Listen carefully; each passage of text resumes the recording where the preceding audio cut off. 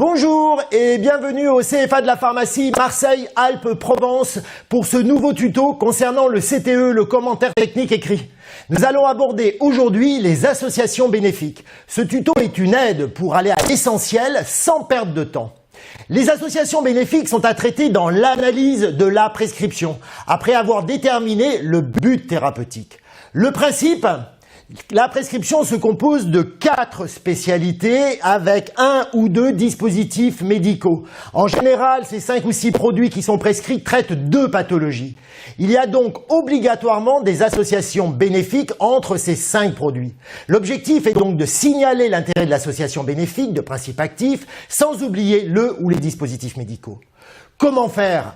Inutile de tourner les pages des monographies, vous allez perdre beaucoup trop de temps. Essentiellement, travaillez à partir du tableau de l'analyse des spécialités. Vous y trouverez la majorité des associations bénéfiques. Partons donc à la découverte des principales associations. Suivez les flèches rouges. La première incontournable, c'est l'association contenant plusieurs principes actifs dans une même spécialité. En général, vous trouverez les explications dans la partie pharmacodynamique de la monographie. Dans notre exemple, le Venobiase contient 3 principes actifs. Il y a donc forcément une action conjointe de tous ces principes actifs. Ensuite, en 2, les spécialités qui ont la même indication thérapeutique avec des modes d'action différents sur la maladie, donc qui ont des classes pharmacologiques différentes.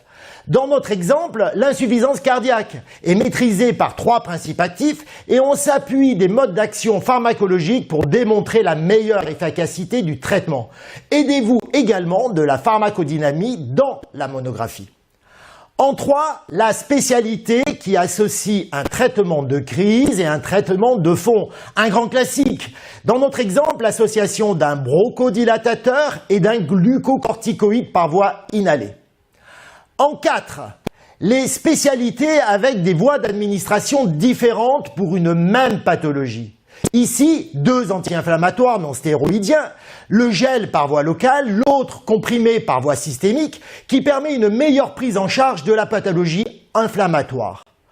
En 5, une spécialité qui corrige les effets indésirables d'une autre spécialité. Et dans notre exemple, le glucocorticoïde peut induire des mycoses buccales. Le fungizone est donc là pour traiter ces mycoses.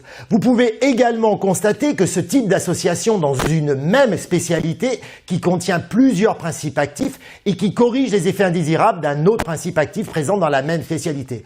Eh bien, prenez par exemple l'exemple du Colchimax, allez voir dans la monographie et vous comprendrez. Le thiémonium et la poudre d'opium, qui ont des propriétés atropiniques, sont destinés à lutter contre la diarrhée induite par la colchicine. Enfin, nous terminons par une association incontournable, c'est celle entre les spécialités et les dispositifs médicaux. Dans notre exemple, le médecin a prescrit un collant de compression veineuse. L'association de l'action mécanique du collant et l'action systémique du Venobiase va permettre un meilleur traitement de l'insuffisance veineuse. En conclusion, appuyez-vous impérativement sur le tableau de l'analyse des spécialités avec le dispositif médical. Et ne perdez pas de temps ensuite. Passez directement aux interactions médicamenteuses, contre-indications ou anomalies de posologie. J'espère que ce tuto sera utile. N'hésitez pas à nous faire vos remarques sur notre Facebook ou site cfapharmacie.fr. À très bientôt!